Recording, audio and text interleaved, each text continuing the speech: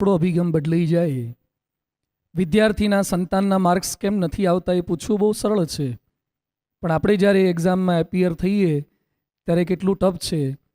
અને હવે જે સિલેબસ બદલાયા છે એમાં નથી લાગતું કે કોઈ MD MS પણ પાસ થઈ શકે પાછા. અત્યારે જે પ્રકારની નીટ આવી છે અને એ બધાની અંદર આપણે સર્વાઈવ થવું ઘણીવાર કઠિન પડતું હોય છે. તો appreciation, it's a magic touch, એ થોડુંક કરીએ. 5th lesson, ready to tolerate. સહન કરતા થોડુંક શીખીએ, જે અત્યારે તમે બધા અમને કરી રહ્યા છો. થોડુંક સહન કરતા શીખીએ તો પણ આપણા સંબંધો એક સારા બની શકે છે. Day by day intelligence power વધી રહ્યો છે, ટોલરન્સ પાવર રિડ્યુસ થઈ રહ્યો છે. સખત પરિણામો જે આના આવા લાગ્યા છે ઇન્ટેલિજન્સ પાવરને લીધે. હમણાં જ એક ભાઈ મળવા માટે આવ્યા, એનો દીકરો જીદ લઈને બેઠો છે. શેની જીદ? ડોગી લાવવું છે ઘરમાં, અને બીજું એને બાઇક જોઈએ છે. તું સમજાવો. મને કે સમજાવવાનો પ્રયત્ન કર્યો પણ માનતો જ નથી. હવે એમ કહે છે કે તમારે મને બાઇક ન લઈ આપવું હોય તો મને અમદાવાદ રોડ પર લઈ જાઓ, ગાડીમાંથી નીચે ઉતારો અને ફૂલ સ્પીડે ટ્રક આવતો હશે એની નીચે હું જતો રહીશ, પછી તમારે મને બાઇક નહીં લઈ આપવાનું. હી સ્ટડિંગ ઇન 8th સ્ટાન્ડર્ડ, 8મા ધોરણની અંદર અભ્યાસ કરી રહ્યો છે. ટોલરન્સ પાવર રિડ્યુસ થઈ રહ્યો છે. સહન શક્તિ એ કોઈ પણ સંબંધોને ટકાવવા માટે બેસ્ટ માધ્યમ છે. અમારે એક ભાઈને લગ્ન તિથિ હતી, એટલે મેં મંદિરે પગથિયા ચડતા હતા. એટલે બીજાએ મને કીધું કે સ્વામી આને લગ્ન જીવનના 35 વર્ષ પૂરા થયા. અને આ કોઈ સામાન્ય ઘટના નથી, 35 વર્ષ એમ કેમ પૂરા થયા. એટલે મેં એને અભિનંદન આપ્યા. ઘણા લોકો તો રજત જયંતિ, સિલ્વર જ્યુબિલી પણ ઉજવતા હોય છે. એટલે મેં એને અભિનંદન આપ્યા. પછી મને સહેજે સૂઝ્યું, એટલે મેં એને, મારા હાથમાં કોઈ માઇક્રોફોન નહોતું, પણ મેં સહેજે ઇન્ટરવ્યૂ લેતો હોય આમ ધર્યું. મેં કીધું આપની લગ્ન જીવનની સફળતાનું રહસ્ય એક વાક્યમાં વર્ણવું હોય તો શું કહી શકાય? એટલે મને કે સ્વામીજી એક વાક્યની એક શબ્દમાં કહું. આ તો તમે તો સારા કહેવાઓ, મોદી કરતાંય સારું સ્પોન્ટેનિયસ જવાબ આપો એવા છો. મને કે એક શબ્દમાં. મેં કહ્યું શું? મને કે સહન શક્તિ. સહન શક્તિ. સમજ શક્તિ વધે અને સહન શક્તિ વધે તો કોઈ સંબંધો લગભગ તૂટે નહીં. રેડી ટુ ટોલરેટ, એમાં શબ્દ સહન કરવા પડશે. ઘણીવાર આપણે એમ માનીએ છીએ કે મને કોઈ કહી જવું જોઈએ નહીં. ફ્રેઝાઇલ બની જઈએ છીએ. સીતા સાચા હતા અને સારા હતા, છતાં પણ એક ધોબી બોલી ગયો ને કે રાવણના ત્યાં રહી આવેલી બાઈને રામ રાખે હું ન રાખું. સીતાએ રાવણનો સ્પર્શ પણ કર્યો નથી, 4 આંખો ભેગી કરીને જોયું પણ નથી, છતાં સીતાને પણ અપશબ્દો બોલનારો વર્ગ સમાજમાં હોય છે. આપણે સાચા સારા હોઈએ તો પણ શબ્દો સહન કરવા પડે હોય છે. તો શબ્દ થોડાક સહન કરીએ, અને લક્ષ્મણે સહન કર્યા તો સંબંધો ટક્યા છે. થોડાક સ્વભાવ સહન કરવા પડશે. પ્રકૃતિ, અલગ અલગ માણસોની પ્રકૃતિ સહન કરવી પડે. ભગવાન સ્વામિનારાયણ ગઢપુરમાં એક મંદિર કરતા હતા. એમાં મંદિર નિર્માણમાં પથ્થર ઉપર ચડાવવાના હતા, પથ્થરનું ઘડતર કામ. એમાં બપોરનો સમય થયો હશે જમવાનો. ત્યાં નિષ્કુળાનંદ સ્વામી એક પથ્થર લઈને, એક કાઠિયાવાડી બેલું લઈ અને કડિયાને આપ્યું. કડિયાએ બેલું હાથમાં લીધું. નિષ્કુળાનંદ સ્વામીના હાથમાં હતું ને કડિયાએ લેવાની ના પાડી દીધી. નિષ્કુળાનંદ સ્વામી કે લે, એ કે જમવાનો ટાઈમ થઈ ગયો, હવે ના લેવાય. પાલક પર પેલો ઊભો છે, પેલા સંત નીચેથી હાથ લંબાવે છે કે ભાઈ મારા હાથમાં છે, ઉપર મૂકી તો દે, તો સાંજે ફરીથી મારે પાછું આપવું નહીં. એટલે એને લીધું અને ઉપરથી નીચું ઘા કરીને નાખી દીધું. કેટલું દુઃખ થાય. મંદિરનું મમત્વ હોય, આટલું એણે કર્યું હોત તો શું જવાનું હતું? બપોરનો સમય થયો, ભગવાન સ્વામિનારાયણ જમવા બેઠા. નિષ્કુળાનંદ સ્વામી પણ દર્શન કરતા હતા. પેલો કડિયો પણ ભાવિક તો હતો જ, એટલે એ પણ દર્શન કરતો હતો. ભગવાન સ્વામિનારાયણ થોડું જમ્યા ન જમ્યા અને પોતાનો આખો થાળ પ્રસાદીનો પેલા કડિયાને બોલાવીને આપ્યો. હવે તો પેલા સ્વામીજીને કેવી એસિડિટી હાઈપર થાય. એક તો આણે કંઈ કર્યું નથી અને પાછું એને પ્રસાદ આપે છે અને એપ્રિશિએટ કરે છે. એટલે નિષ્કુળાનંદ સ્વામી ભગવાન સ્વામિનારાયણને કહે છે કે મહારાજ આપ એને ઓળખો છો? એણે પેલું બેલું ઉપરથી નીચે નાખી દીધું, સહેજ પણ મદદ ન કરી, 5 મિનિટનું કામ ન કર્યું. મહારાજ કે હું એને ઓળખું છું, તમને ઓળખું છું. કડિયા કામ તમને કે મને બેમાંથી એકઈને ફાવતું નથી, એને ફાવે છે. અને આપણે એને સાચવવાનો છે, બિલ્ડિંગનું કામ પૂરું કરવાનું છે. દરેકના સ્વભાવને ઓળખતા શીખો. જે ગાડી ચાલુ હોય ને એનું સાયલેન્સર ગરમ જ હોય, ઠંડુ તો જે ગેરેજમાં પડી હોય ને એના હોય. જે કામ કરે કોઈ દાડો ગરમ થાય ખરા? જે કામ કરે છે એ ગરમ થાય. જે કામ કરે છે કોઈ દિવસ બોલી પણ જાય.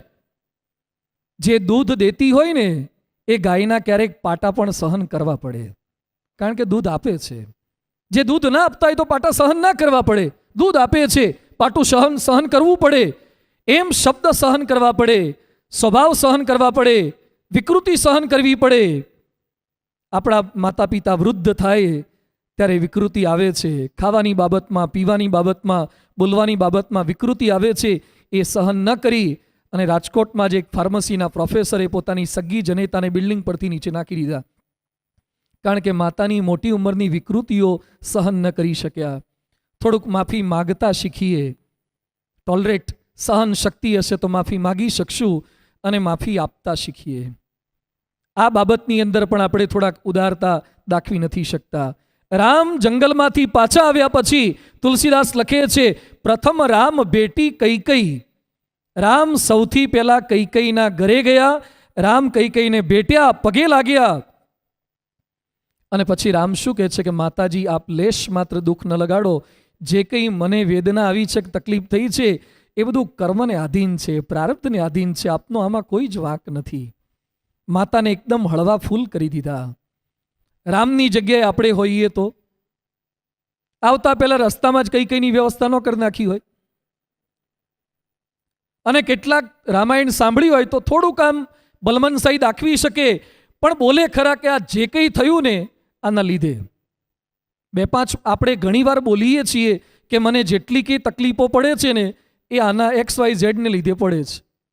જો રામને આદર્શ માનતા હોઈએ ને તો ભૂલે ચૂકે આના લીધે તકલીફ પડે છે એવું એક વાક્ય ન નીકળે. માફી માગતા શીખીએ, માફ કરી દેતા શીખીએ. પ્રમુખ સ્વામીજી મહારાજ ગાંધીનગર અક્ષરધામમાં આતંકવાદી એટેક કરનાર, આતંકવાદી જ્યાં મૃત્યુ પામ્યા હોય ત્યાં પુષ્પવૃષ્ટિ કરી શકે છે, માફ કરી શકે છે. આપણે આપણું ખરાબ બોલનારને કેમ માફ નથી કરી શકતા? આપણી ટીકા કરનારને કેમ માફ નથી કરી શકતા? તો થોડુંક માફ કરતા શીખીએ. 6th લેસન છે, ટેક એન ઇન્ટરેસ્ટ. થોડોક રસ લેતા શીખીએ. આપણી સાથેના જે કંઈ લોકો છે એની અંદર રસ લેતા શીખીએ.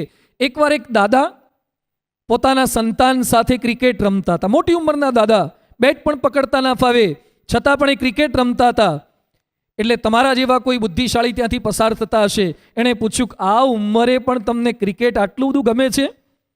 દાદા બહુ સરસ બોલ્યા કે મને ગમે છે એટલે ક્રિકેટ નથી રમતો, પણ મારા દીકરાને ગમે છે ને એટલે ક્રિકેટ રમું છું.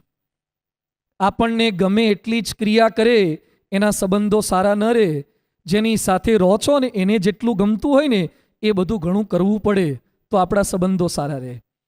તેમના અભ્યાસમાં રસ લઈએ, તેમની રમતમાં રસ લઈએ, તેમના કામમાં રસ લઈએ, એમના નામમાં રસ લઈએ અને એમને થોડોક સમય આપીએ.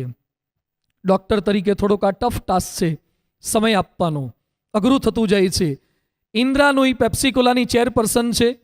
2.25 લાખ કર્મચારીઓ એના હાથ નીચે કામ કરે છે અને વિશ્વની સફળ બાઈઓમાં અનેક વખત એનું નામ આવ્યું છે. એના ઇન્ટરવ્યૂમાં પત્રકારે પ્રશ્ન પૂછ્યો ત્યારે શું બોલે છે? હું રોજ મારા સંતાનોને એના અભ્યાસ માટે કે એના ઘડતર માટે સમય આપું છું. જો હું સમય ના આપું તો એક સફળ બિઝનેસમેન વુમન તરીકે સાબિત થઈ શકું, પણ એક સફળ માતા તરીકે નિષ્ફળ ગણાવું. હું સફળ માતા ન ગણાવું. આપણે પણ એક સફળ પિતા તરીકે, સફળ માતા તરીકે પરિવારના સભ્યોમાં રસ લેવાનો છે, સમય આપવાનો છે અને એને સ્નેહ આપવાનો છે. આપણા ઘરમાં કોઈક વાસણ ઉપરથી પડ્યું હોય અને પડતા વાસણનો અવાજ ક્યાં સુધી આવે? પડતા વાસણનો ખખડવાનો અવાજ ક્યાં સુધી આવે? જ્યાં સુધી એનો મોમેન્ટમ હશે ત્યાં સુધી આવશે. એને ખખડતું બંધ કરવું હોય તો શું કરવું પડે? પ્રેમથી ખાલી એક હાથ મૂકી દેશો ને તો પણ તરત અવાજ બંધ થઈ જશે. એમ આપણા ઘરમાં કે આપણા વર્તુળમાં કેટલાક માણસો બહુ ખખડે છે ને, અવાજ કરે છે. જરૂરિયાત છે થોડાક પ્રેમાળ સ્પર્શની. પ્રેમાળ સ્પર્શ. કોઈક માણસને વોમિટ થતી હોય ને પાછળ બેસીને શું કરે છે? હાથ ફેરવે છે. કેટલાક માણસો ઉલટી કરે છે. શું કરે છે? ઉલટી કરે છે, કહેતા આપણી ઉલટી વાતો કરે છે. ઉલટી એટલે પેલા સાથે હું નથી જોડતો, કેટલાક માણસો ઉલટી કરે છે, કહેતા આપણી ઉલટી વાતો કરે છે. જરૂરિયાત છે ખાલી એક પ્રેમાળ હાથ મૂકવાની, ઉલટી કરતા બંધ થઈ જશે, ઉલટી વાતો કરતા બંધ થઈ જશે. થોડોક પ્રયત્ન કરીએ, એનામાં થોડોક રસ લેતા શીખીએ. And second last 7th lesson, be open to offer. એના માટે થોડુંક ઘસાતા શીખીએ, એના માટે થોડોક પ્રયત્ન કરીએ. સિકંદર એકવાર પોતાની સેના સાથે પસાર થતા હતા. ઉનાળાનો સમય હતો, પાણીની સખત તરસ લાગી હતી. એ વખતે સિકંદરના સેનાપતિએ એના હેલ્મેટની અંદર પાણી ભરીને આપ્યું. સિકંદરે હેલ્મેટની અંદર પાણી જોયું અને પછી પ્રશ્ન પૂછ્યો, what for others, what for other soldiers.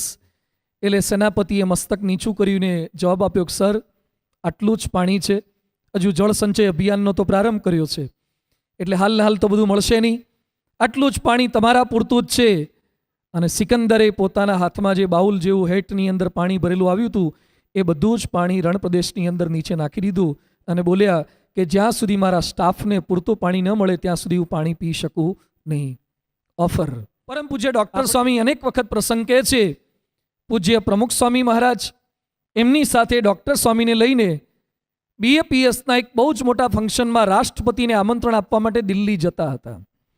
પહેલી જ વખત પ્લેનમાં પૂજ્ય ડૉક્ટર સ્વામી બેઠા.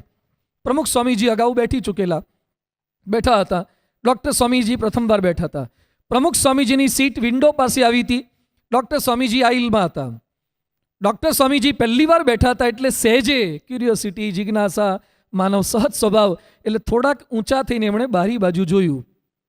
પ્રમુખ સ્વામીજી આ પળમાં પામી ગયા અને સ્વામીજી ઊભા થઈ અને ડૉક્ટર સ્વામીજીને કહે છે, તમે આ બાજુ બેસો, હું તો ઘણીવાર બેઠો છું. ઊભા થઈને એમને બેસાડ્યા. ડૉક્ટર સ્વામીજી આજે વર્ષો પછી અનેક વખત કથામાં પ્રસંગ કહે છે કે હું પ્રથમવાર બેઠો છું, મારી જિજ્ઞાસા છે એને સમજી ગયા અને એમણે પોતાની સીટ મને ઓફર કરી દીધી. બહુ નાની ઘટના છે, પણ આપણી સાથે જોડાયેલા માણસોને આપણે કઈ કઈ રીતે મદદરૂપ થઈ શકીએ છીએ, કઈ કઈ રીતે એને હેલ્પિંગ હેન્ડ્સની જરૂરિયાત છે, એ પણ આપણા સંબંધો એક સારા કરી શકશે. અને last thing, make the nature of nurture and for nurture. Make the nature of nurturing nature. કેટલાકના ક્રશિંગ નેચર હોય છે, એને ડિસ્ટ્રોય કરવાના નેચર હોય છે, તોડવાના સ્વભાવ હોય છે. આપણો સ્વભાવ સારો સ્વભાવ કઈ રીતે રાખી શકીએ, આપણી હાજરીમાં લોકોનું પોષણ થાય.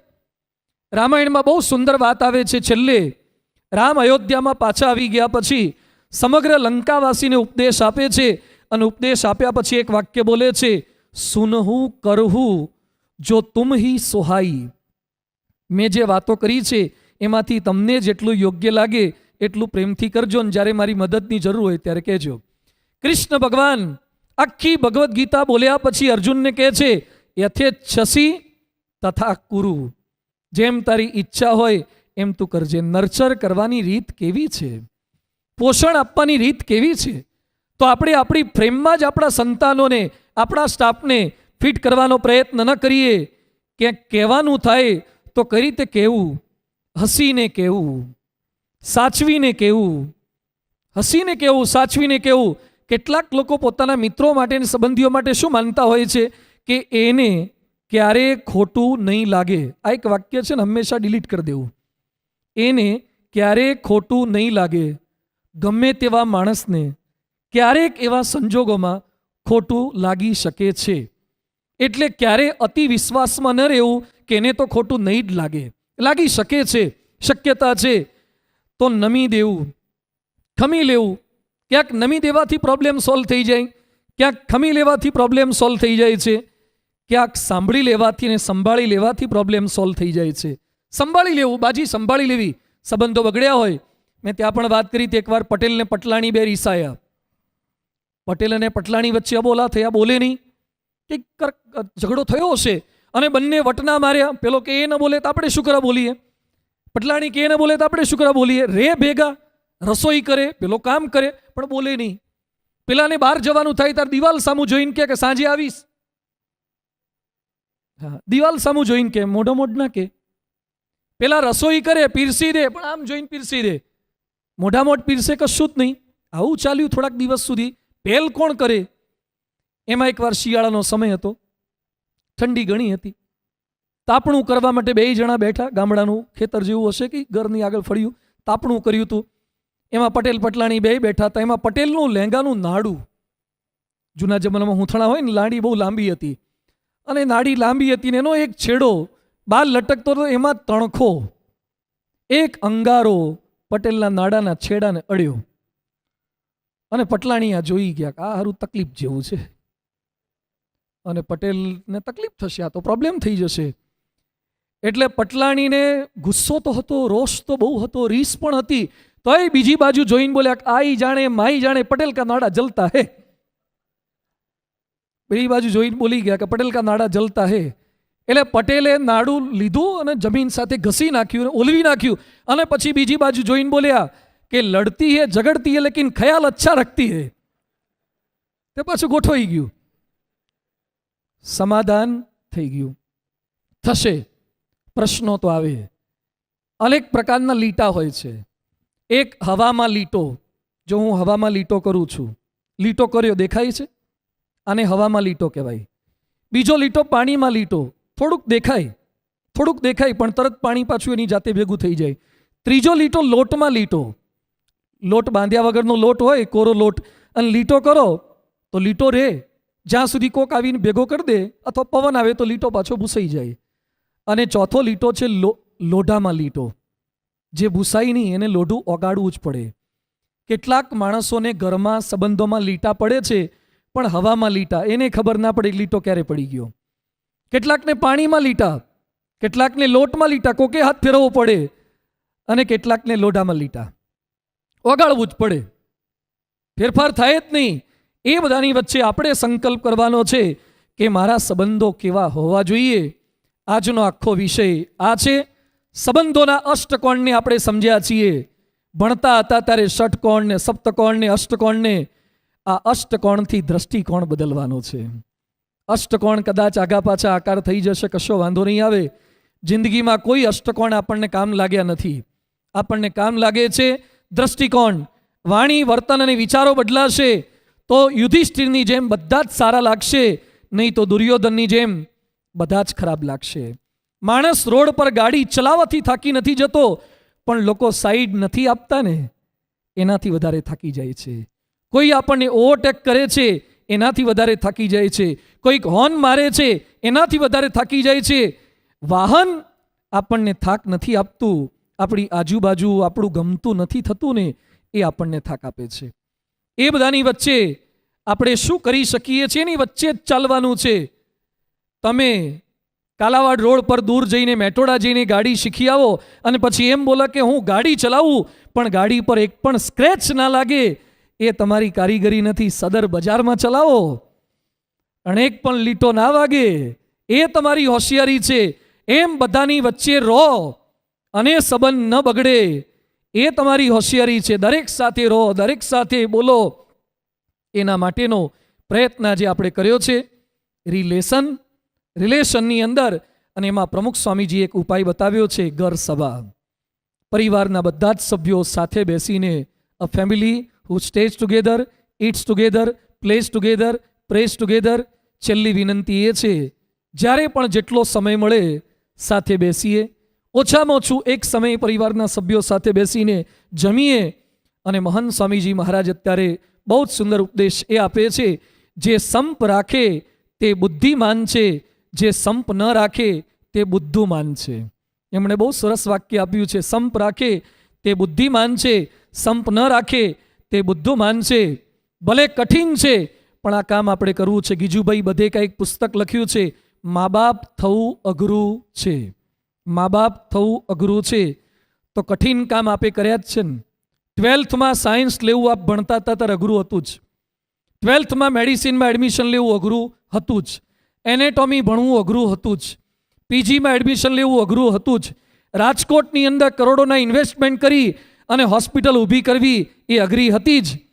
અનેક કઠિન કામ આપણે કરી શક્યા છીએ, તો સંબંધો સાચવવાના કઠિન કામ પણ આપણે ભગવાનની કૃપાથી, એમના આશીર્વાદથી ચોક્કસ કરી શકીએ.